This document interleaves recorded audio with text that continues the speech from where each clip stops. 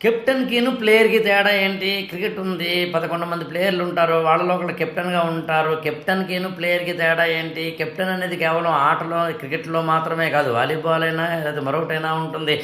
Group తోటి కూడిన ఏ ఆటకైనా సరే కెప్టెన్ ఉండి తీరాల్సిందే. పొలిటికల్ పార్టీకి ప్రెసిడెంట్ ఈజ్ ద కెప్టెన్. అసలు రాష్ట్రానికి కెప్టెన్ ఎవరు? ముఖ్యమంత్రి కదా! దేశానికి కెప్టెన్ ఎవరు? ప్రధానమంత్రి కదా! ఒక కంపెనీకి కెప్టెన్ ఉంటారు. అది డైరెక్టర్ అంటాం, లేకపోతే కనుక సీఈఓ అంటాం, లేకపోతే కనుక చైర్మన్ ఆఫ్ ద కంపెనీ అంటాం. కెప్టెన్ అనేవాళ్ళు చాలా కీలకం. ఆటగా అంటే ప్లేయర్ అవసరమైతే కెప్టెన్ అవ్వచ్చు. కెప్టెన్ కూడా ప్లేయర్గా ఉండాల్సి ఉంటుంది. This is the equation. కానీ నేనైతే ఏమంటానంటే కెప్టెన్కి ప్లేయర్కి తేడా ఏంటి? ఒకటి, కెప్టెన్ ఎప్పుడూ కూడా తాను ఆడడం కన్నా ఆడించడంలో మెగాస్టార్ అయి ఉండాలి.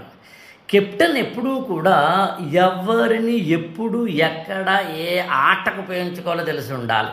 అంటే ఒక ప్లేయర్ని తీసుకువెళ్ళి కీపర్గా, ఇంకొక ప్లేయర్ని తీసుకెళ్ళి ఎక్కడో లాస్ట్లో బాల్ పట్టుకునేవాడు, ఇంకొకరినేమో బౌలింగ్ ఇచ్చేదానిలాగా.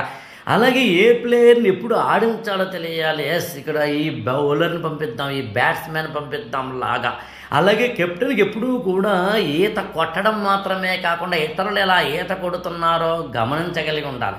కెప్టెన్ ఎప్పుడూ కూడా ప్రజెంట్లో మాత్రమే కాకుండా ఫ్యూచర్లో కూడా ఉండగలిగి ఉండాలి. కెప్టెన్ ఎప్పుడూ కూడా టీంలో వాళ్ళందరినీ కూడా ఒక పాలు నీళ్ళలా కలిపేయగలిగి ఉండాలి. కెప్టెన్ ఎప్పుడూ కూడా చేతికి 5 వేళ్ళు వేరుగా ఉంటాయి. ఒకటి ఒకలా ఉంటుంది, ఒకటి ఒకలా ఉంటుంది, ఒకటి ఒకలా ఉంటుంది, ఒకటి చిన్నగా ఉంటుంది, ఒకటి పెద్దగా ఉంటుంది, ఒకటి లావుగా ఉంటుంది, ఒకటి సన్నగా ఉంటుంది. ఎలా ఉన్నా వీటన్నింటినీ ఒక చోటకి తీసుకొచ్చి పిటికెళ్ళి బిగించగలిగినట్టుగా కెప్టెన్ చేయగలిగి ఉండాలి. కెప్టెన్ ఎప్పుడూ కూడా ప్లేయర్కి ఏది కావాలో తెలియాలి. ఎప్పటి ఏ స్వార్థాలు ఉన్నాయో చెప్పండి, మీరు ఏమి ఎక్స్పెక్ట్ చేస్తున్నారు నా నుంచి, ప్లేయర్ నుంచి, గేమ్ నుంచి అని చెప్పండి అని ఎప్పటికప్పుడు కమ్యూనికేషన్ని కరెక్ట్గా చేయగలిగి ఉండాలి. ఇన్ని చేస్తే నాకు తెలిసి ఒక ప్లేయర్ కెప్టెన్ అవుతారు.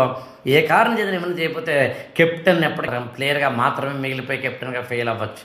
ఐ థింక్ ఇండియన్ క్రికెట్ దాంట్లో కూడా ఎంఎస్ ధోని లాంటి వాళ్ళని బెస్ట్ కెప్టెన్గా చెప్తారని నేను అనుకుంటున్నాను యాక్చువల్గా. అలాగే నాకు తెలిసినంత వరకు సచిన్ టెండూల్కర్ లాంటి వాళ్ళు కెప్టెన్సీలో కొద్దిగా ఫెయిల్ అయ్యారేమో, నాకు తెలియదు. To the best of my knowledge. ఏది ఏమైనా ప్లేయర్లందరినీ ఏకతాటి మీదకి తీసుకువచ్చి వాళ్ళ యొక్క ఈగోస్ని సాటిస్ఫై చేసి వాళ్ళ పెర్ఫార్మెన్స్ లెవెల్స్ ఏంటో పట్టుకొని వాళ్ళ ఇన్నేట్ కెపబిలిటీస్ ఏంటో అర్థం చేసుకొని వాళ్ళ యొక్క న్యాచురల్ టాలెంట్స్ని పట్టుకోగలిగి వాళ్ళందరినీ ఏకతాటి మీదకి తీసుకొచ్చే ఒకనొక అత్యద్భుతమైన వ్యక్తి ఎవరైనా ఉంటే వాళ్ళనే కెప్టెన్ అంటారు. మన ఛానల్ని లైక్ చేయండి, షేర్ చేయండి, సబ్స్క్రైబ్ చేయండి.